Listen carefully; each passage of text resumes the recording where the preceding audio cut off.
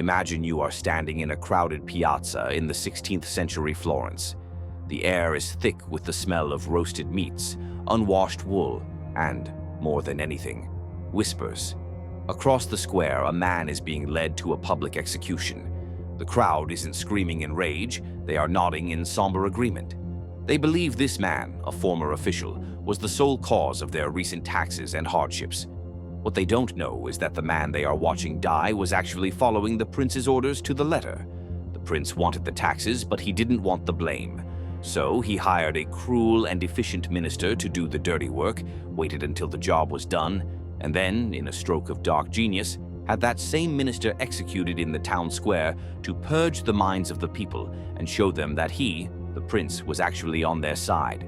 This is the world of Niccolo Machiavelli, and this is the ultimate lesson in how to control a narrative without ever opening your mouth to tell the story. In the modern world, we think the person with the microphone has the power.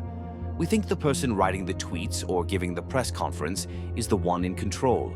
But Machiavelli would laugh at that. To Machiavelli, if you are the one speaking, you are vulnerable. If you are the narrator, you can be called a liar.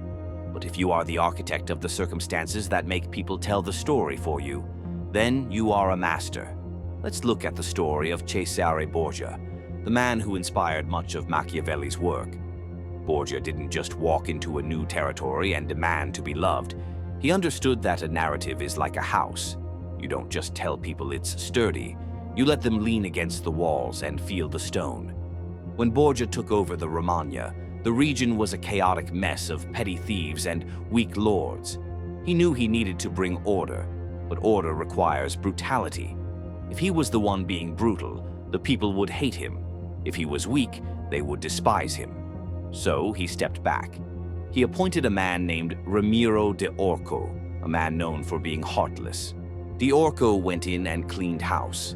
He was terrifying. He cracked skulls, seized property, and silenced dissent. Within months, the Romagna was peaceful, but the people were simmering with resentment toward de Orco. This was the moment of the masterstroke.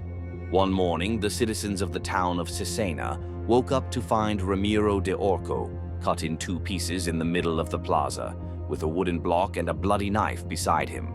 The prince didn't give a speech. He didn't issue a manifesto explaining why. He simply provided a visual reality so shocking and so clear that the people wrote the narrative themselves. They thought, "The prince saw our suffering. He saw this man's cruelty, and he ended it. He is our protector." The prince controlled the story perfectly, yet he never spoke a word. He let the silent, bloody image in the square do the narrating. This is the core of Machiavellian thought. The world is a stage, and most people are distracted by the actors. But the person who truly controls the play is the one who moved the furniture before the lights came on. Think about how this applies to your life or the world around you today. We see it in leaks to the media. When a high-level politician or a CEO wants a certain idea to take root, they don't always announce it. An announcement is a target. Instead, they leak a possibility. They let the public talk about it, argue about it, and grow accustomed to it. By the time the actual decision is made, the narrative has already been written by the collective voice of the people. The leader didn't narrate, they simply planted the seed and let the environment do the work. Machiavelli's philosophy is built on a very specific, almost clinical understanding of human psychology. He knew that we, as humans, have a desperate need to make sense of the world. We hate ambiguity. If we see an effect, we go looking for a cause. A master of narrative control doesn't give you the cause. They provide the ingredients and let your brain bake the cake. He famously said that it is better to be feared than loved, but he added a vital caveat. You must avoid being hated. Love is a fickle narrative. People choose to love you based on their own whims, and they can withdraw that love whenever it becomes inconvenient. But fear is a narrative you control. However, if you are the direct narrator of that fear, if you are the one constantly threatening and shouting, you become a villain. You become the cruel minister. The goal, then, is to create a narrative of inevitability. Imagine a river. You don't tell the river which way to flow by standing in the middle and pushing the water. You dig a channel.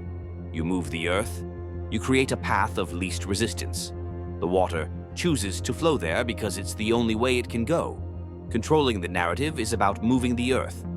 Machiavelli advises the prince to always appear to be a man of religion, a man of integrity, and a man of kindness.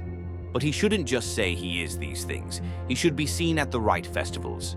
He should be seen pardoning the right person at the right time.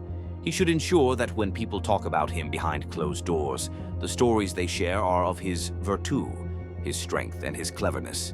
There is a story of a prince who wanted to be known for his generosity, but he knew that if he actually gave away all his money, he would become poor, lose his power, and then have to tax the people, which would make them hate him.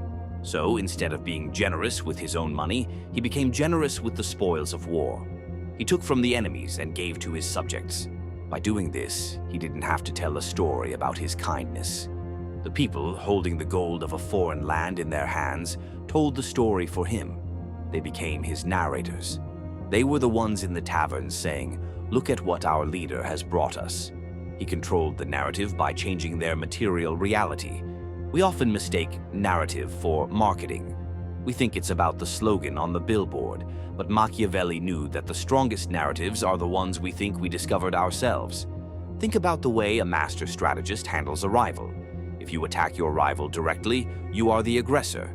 You are the narrator of a conflict, and you might lose. But if you subtly create circumstances where your rival's own flaws lead them to a public failure, you don't have to say a word. The public will look at the failure and say, "That person was incompetent." You stand by, looking saddened by their downfall, and the narrative of your own superiority is written by your silence. This requires a terrifying level of patience. Most people want the credit. Most people want the win to be associated with their name immediately. But the Machiavellian player knows that the most enduring power comes when you let others take the credit for the discovery of your greatness. He speaks of fortune as a raging river. A narrative to him is the dam you build before the flood comes. If you have spent years subtly building a reputation for being the only person who can keep the peace, then when a crisis hits, you don't need to tell people to look to you. They will look to you because you've spent years removing all other options from their minds. This isn't just about being sneaky. It's about a deep, almost empathetic understanding of what people need to believe. People want to believe their leaders are powerful. They want to believe that there is a plan. They want to believe that the chaos of the world has a structure. A Machiavellian doesn't fight the people's desire for a story. They provide the framework for it. They use spectacle not as entertainment, but as a tool. Remember, Machiavelli lived in a time of masks and daggers, but we live in a time of algorithms and engagement. The tools have changed, but the human brain is exactly the same as it was in the streets of Florence. We are still looking for someone to blame when things go wrong and someone to praise when things go right. To control the narrative without being the narrator, you must learn to speak through your actions, and more importantly, through the consequences of your actions. You must be willing to let others be the face of the struggle while you are the mind behind the peace. You must be willing to be misunderstood in the short term, to be unstoppable in the long term. Machiavelli's The Prince isn't a book about how to be a jerk. It's a book about the architecture of perception. It's a reminder that while the truth might exist, it is the interpretation of the truth that moves armies, keeps kings on thrones, and settles the fate of nations. So, the next time you see a story unfolding in the news, or even in your own office or social circle, don't just listen to the narrator. Look at the stage. Look at who moved the chairs. Look at who benefits from the way the story is being told. Because the person truly in control isn't the one talking. The person in control is the one who ensured that, when the talking started, there was only one story left to tell.